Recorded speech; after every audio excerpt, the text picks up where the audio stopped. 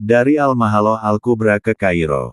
Kemudian aku menuju ke negeri-negeri tersebut dan singgah di Zawiyah, tempat ibadah milik Syekh yang disebutkan sebelumnya. Daerah ini memiliki banyak pohon kurma, buah-buahan, burung air, serta ikan yang dikenal sebagai buri. Kota utama di sana disebut Maltin, yang terletak di tepi danau yang terbentuk dari pertemuan air Sungai Nil dan air laut, dikenal dengan nama Danau Tinis. Kota Nasro juga berada di dekatnya. Aku singgah di sana di Zawiyah Syekh Syamsuddin Al-Qolawi, seorang yang saleh. Dahulu, Tinis adalah sebuah kota besar dan terkenal, tetapi kini telah menjadi reruntuhan. Kemudian aku melanjutkan perjalanan melintasi tanah berpasir menuju kota Damietta, Dimyat, sebuah kota yang luas, kaya akan hasil pertanian, memiliki keindahan yang unik, serta tata kota yang luar biasa. Penduduk setempat menyebut namanya dengan menambahkan titik pada huruf dal, sebagaimana yang ditulis oleh Imam Abu Muhammad Abdullah bin Ali Ar-Rasyati. Namun, Imam besar ahli hadis, Abu Muhammad Abdul Mu'min bin Khalaf ad-Dimyati, justru menulisnya tanpa titik pada huruf dal, karena menurutnya, dialah yang paling mengetahui cara pengejaan nama kampung halamannya sendiri. Kota Damietta terletak di tepi Sungai Nil, dan penduduk yang tinggal di rumah-rumah di sepanjang sungai mengambil air menggunakan ember. Banyak rumah memiliki tangga bawah tanah yang langsung menuju ke sungai. Pohon pisang di sini melimpah, dan buahnya dikirim dengan kapal ke Mesir. Ternak domba di kota ini dibiarkan berkeliaran siang dan malam tanpa pengawasan, sehingga muncul ungkapan, tembok Damietta terbuat dari permen, dan anjingnya adalah domba. Siapapun yang masuk ke kota ini tidak dapat keluar tanpa izin dari wali kota. Jika seseorang memiliki kedudukan yang dianggap penting, ia akan diberi surat izin di selembar kertas untuk ditunjukkan kepada para penjaga gerbang. Jika tidak, ia akan diberi tanda cap pada lengannya sebagai bukti izin keluar. Burung air di kota ini sangat banyak dan gemuk. Susu kerbau yang dihasilkan terkenal akan rasa manisnya yang luar biasa. Ikan buri yang berasal dari sini dikirim ke Syam, Romawi, dan Mesir. Di luar kota, terdapat sebuah pulau yang berada di antara laut dan Sungai Nil, yang disebut Al-Barzak. Di pulau ini terdapat sebuah masjid dan zawiyah yang dikelola oleh seorang syekh bernama Ibnu Qul. Aku menghadiri majelisnya pada malam Jumat, bersama sekelompok orang fakir yang saleh. Mereka menghabiskan malam dengan salat, membaca Al-Quran, dan berzikir. Damietta adalah kota yang baru dibangun kembali setelah kota lamanya dihancurkan oleh pasukan salib pada masa pemerintahan Sultan Al-Malik As-Salih. Di kota ini juga terdapat zawiyah milik Syekh Jamaluddin As-Sawi, pemimpin kelompok sufi yang dikenal sebagai Al-Qalandariyah, yaitu mereka yang mencukur abis janggut dan alis mereka.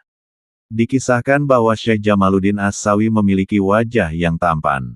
Seorang wanita dari kota Sawa jatuh cinta kepadanya dan terus berusaha menarik perhatiannya, namun ia selalu menolak.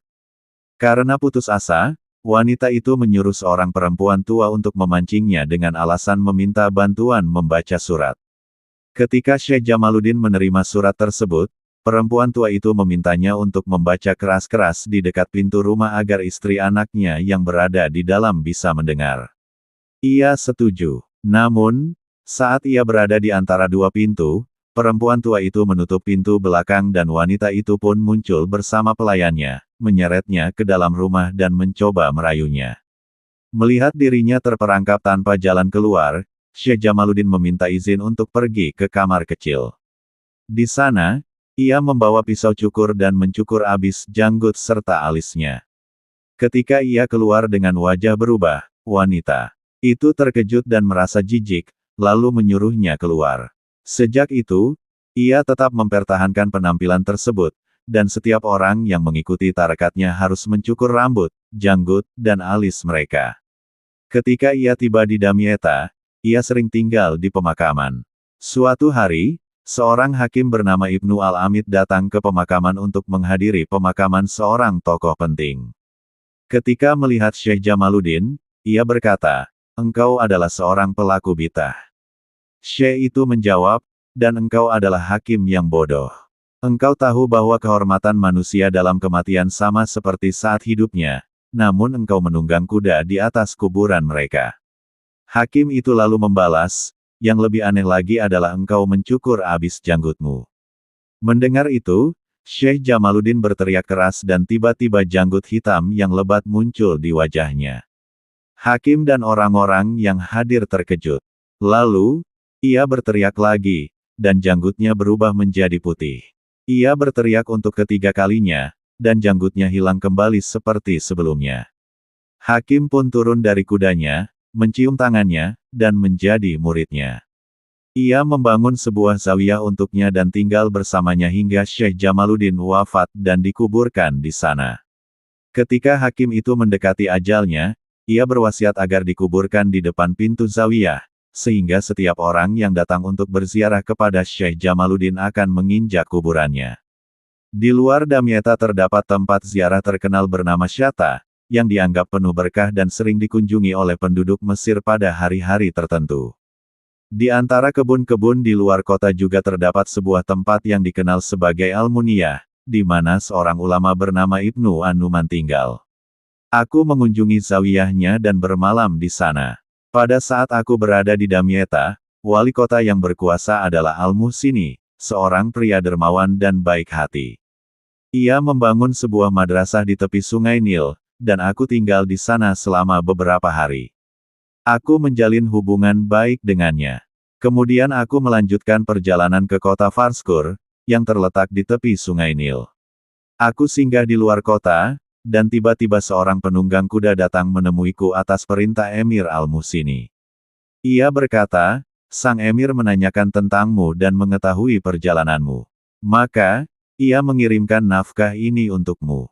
Lalu, ia menyerahkan sejumlah dirham kepadaku. Semoga Allah membalas kebaikannya. Kemudian aku melakukan perjalanan ke kota Ashimun Al-Rahman, yang dinisbatkan dengan nama itu karena banyaknya pohon delima di sana. Dari kota ini, delima dibawa ke Mesir. Kota ini adalah kota tua yang besar, terletak di teluk sungai Nil, dan memiliki sebuah jembatan kayu tempat kapal-kapal berlabuh. Ketika waktu Asyar tiba, jembatan kayu itu diangkat, sehingga kapal-kapal dapat melintas, baik yang sedang naik ke hulu maupun yang turun ke hilir. Di kota ini terdapat Kadi Al-Qudat, Hakim Agung, dan Wali Al-Wulat, Gubernur para gubernur. Kemudian aku melakukan perjalanan dari sana menuju kota Samanut, yang terletak di tepi sungai Nil. Kota ini memiliki banyak kapal dan pasar-pasarnya bagus. Jarak antara kota ini dan Al-Mahalo Al-Kubra adalah 3 farsak, sekitar 16 km. Dari kota ini, aku menaiki kapal di sungai Nil menuju Mesir, melewati kota-kota dan desa-desa yang tersusun rapi dan saling berdekatan. Penumpang kapal di sungai Nil tidak perlu membawa bekal, karena kapanpun mereka ingin turun ke tepi sungai, mereka bisa turun untuk berwudu, salat, membeli makanan, dan kebutuhan lainnya. Pasar-pasar terus tersambung dari kota Iskandaria, Alexandria, hingga ke Mesir, dan dari Mesir hingga ke kota Aswan di daerah Al-Said, Mesir Hulu.